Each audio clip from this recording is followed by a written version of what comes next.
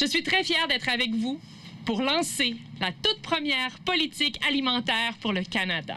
C'est dans le quartier centre-sud à Montréal, là où il y a de la pauvreté mais beaucoup d'entraide alimentaire, que le gouvernement a choisi de faire son annonce. Encore trop de Canadiennes et de Canadiens n'ont pas les moyens d'acheter des aliments sains en quantité suffisante. Au cours des 5 prochaines années, Ottawa va consacrer 50 millions de dollars pour appuyer des projets communautaires qui vont améliorer l'accès à des aliments sains. On peut parler de serres communautaires, de potagers communautaires, de marchés publics aussi, de banques alimentaires. Alors, c'est vraiment à ce niveau-là qu'on intervient. Les banques alimentaires du Québec se réjouissent. 500 000 personnes ont recours chaque mois à ces banques. Le fédéral va les financer pour aller chercher la nourriture, l'entreposer, la distribuer. Si on veut être en mesure d'offrir l'aide alimentaire aux gens partout où il y a des besoins, ça nous prend ces fonds d'infrastructure-là qui viennent d'être offerts. Nous investissons aussi 26,3 millions de dollars pour réduire le gaspillage alimentaire qui cause chaque année la perte d'environ 11 millions de tonnes métriques de nourriture d'une valeur de près de 50 milliards de dollars seulement ici au Canada.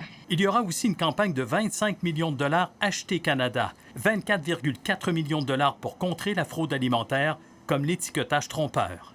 Alors, c'est vraiment au niveau d'augmenter les ressources de l'Agence canadienne d'inspection des aliments. De mettre de l'avant des inspecteurs qui vont vérifier les fraudes au niveau du miel, au niveau de l'huile d'olive, au niveau des poissons. Finalement, 15 millions seront consacrés à l'amélioration du système alimentaire autochtone dans le nord du pays. S'assurer que tous les consommateurs du Canada aient accès à des aliments frais, oui, mais il faudra également s'occuper des enfants dans les écoles.